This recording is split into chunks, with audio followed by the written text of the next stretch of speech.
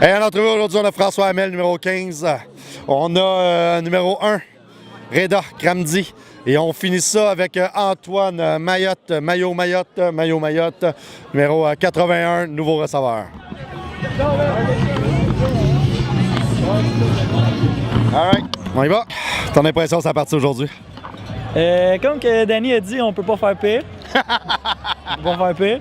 Fait que, non, on va bâtir là-dessus. On a fait des bons jeux à défense, à l'attaque, il faut travailler sur certains trucs, mais on peut pas faire pire, puis on va revenir dans 3 semaines, puis ça va être différent. Là. En défensive, vous avez connu quand même une grosse partie, une première grosse demi.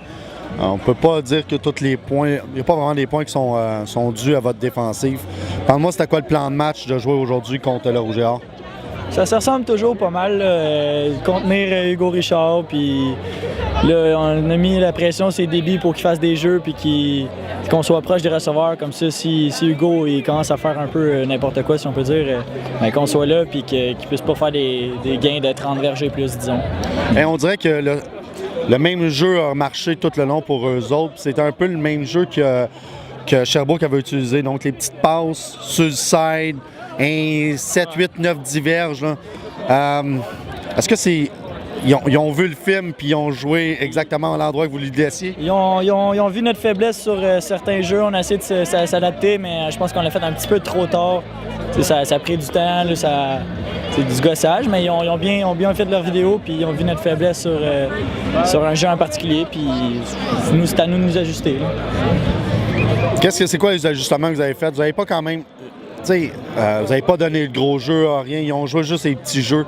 C'est quoi les ajustements que vous avez faits justement pour garder ça comme ça? On va pas réinventer la roue à chaque semaine. Fait que tu gardes ce qui fonctionne d'une semaine à l'autre. Puis là, nous, on a rentré un jeu de plus. On a changé certains trucs, mais c'est le personnel qui change. Mais on va pas réinventer la roue à chaque semaine. Ça se ressemble pas mal. Puis selon les joueurs qu'on va faire face, on va les arrêter. Là. Comment on peut bâtir sur une défaite comme ça? Là, c'est 22-0. Vous étiez team numéro 1. Je pense pas que personne dans l'équipe s'attendait à une défaite comme ça. Comment on réussit à repartir et rebâtir sur une game pas comme ça? Ben, continuer à jouer au foot, c'est une game. Ça arrive, là, des 0 points ou des trucs comme ça, mais on s'en fout. Ben, moi, je m'en fous un peu. Regarde, ça passe à autre chose, puis on va jouer contre McGill la semaine prochaine, puis on va les détruire, puis après ça, ben, on va revenir. Après ça, c'est série, on verra contre qui on joue. Mais lundi, on a un meeting. On va recommencer là, puis juste passer à autre chose. On oublie ça, puis on va faire des points. On efface déjà, puis on passe à autre chose? C'est déjà oublié. All right. Hey, un gros merci. Merci beaucoup. Reda, tes impressions, ça partit aujourd'hui? On a bien joué en défensive. Je peux pas parler du côté offensif parce que moi je joue en défense, mais on a bien joué. On les a donné un touchdown clair, qu'ils ont vraiment drive tout le long. À part ça, c'est des bonnes positions de terrain qu'ils ont eues, puis ils ont juste complété leur drive, puis ils ont marqué, puis ça a fini quoi, 22-0. On va revenir ici en novembre, puis on va essayer de gagner cette game cette fois-là. Même si c'est ici, il va falloir revenir ici puis jouer. Et ils ont réussi à vous faire avancer le ballon avec des petits jeux sur le côté, un peu comme Sherbrooke avait réussi lors du 3e quart. Est-ce qu'ils ont vu le film de Sherbrooke puis ils ont canalisé sur la petite faiblesse des Carabins? Probablement, mais en fait, Hugo Richard a lancé pour moins de 200 verges. Je suis d'accord. Qui est très très bon pour nous en défense. Ils ont couru pour quoi? Moins de 150, qui est très très bon encore. Honnêtement, du côté défensif, on a travaillé fort pendant la semaine, puis on a bien joué malgré la défaite, mais on a été capable de bien jouer. Malgré le pointage, puis qu'est-ce qui se passait en offensive, on a tenu tête, puis on a essayé de faire ce qu'on pouvait faire. Tu as réussi un sac? Ton premier sac? J'en ai fait un contre Sherbrooke. C'est vrai, J'en ai fait un contre Sherbrooke. C'est vrai, je m'excuse. J'en ai fait 2 contre Sherbrooke d'ailleurs, mais il y en a un qui a été callback, mais ouais. Premier sac sur Hugo Richard, premier sac à Québec, ça veut toujours du bien, c'est en début de game.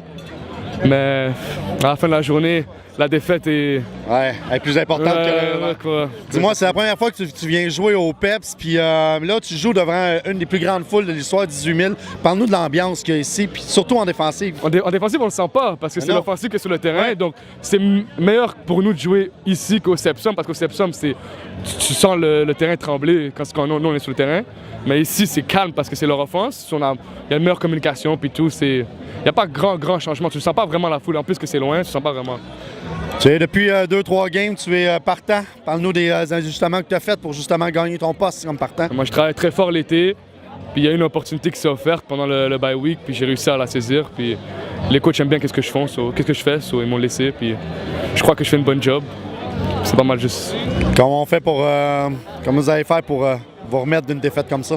On va revenir au travail lundi à 4h30, puis on va se focusser sur notre prochain adversaire qui est McGill. Puis à partir de là, c'est jour par jour, game par game. All right. Hey, un gros merci. Merci à toi. Antoine, tes impressions sur la partie d'aujourd'hui? C'était une grosse game. C'était une grosse game, on s'est préparé fort toute la semaine. On est arrivé ici, on n'a pas joué à la hauteur de nos attentes. C'est pas nous autres, cette game-là. Puis on va revenir encore plus fort parce que c'est sûr qu'on va revenir. Il y a eu 6-7 interceptions. Qu'est-ce qui est arrivé? Qu'est-ce qu'ils ont vu dans votre attaque qui n'a pas marché? Ben, encore une fois, je pense pas nécessairement que ce soit eux autres. Là, je pense que c'est vraiment plus nous autres. On n'a pas joué comme on aurait dû jouer. Puis, eux, on va leur donner. Ils ont joué une bonne partie, mais c'est nous autres. On a mal exécuté. Pourquoi? C'est quoi l'exécution? Tu sais, c'est des jeux que vous avez refait. C'est quoi la différence entre ce qui était la semaine passée? Vous avez super bien joué la semaine passée et cette semaine?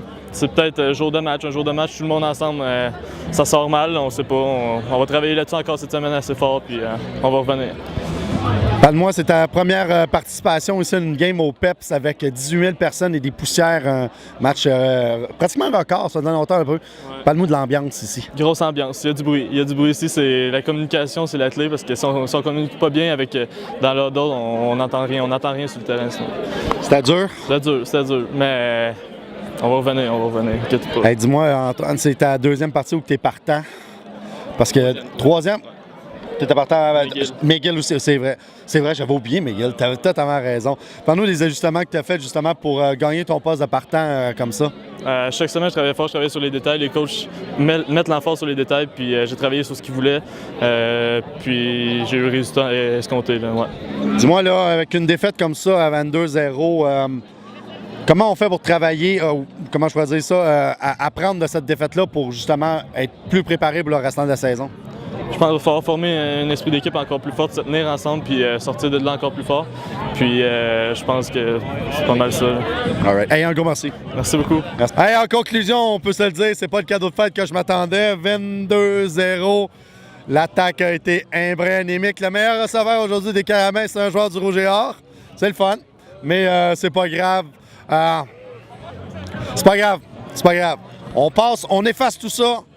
On recommence. Gagner 3 fois contre Rouge et Or dans une année, je pense que c'est impossible. L'important, c'est de gagner la Dunsmore dans 3 semaines. Donc, on efface, on repart ça. La semaine prochaine, McGill, les séries, et après, on vient ici. All right. Oui, je le sais, mais c'est pas parce que je l'ai déjà interviewé que je me souviens de son prénom. 1-2, on y va. Pas du temps. Comme qu'il a dit. En défensif, vous avez bien joué. Je peux rien dire. Je peux rien dire. 1-2, on peut y aller. All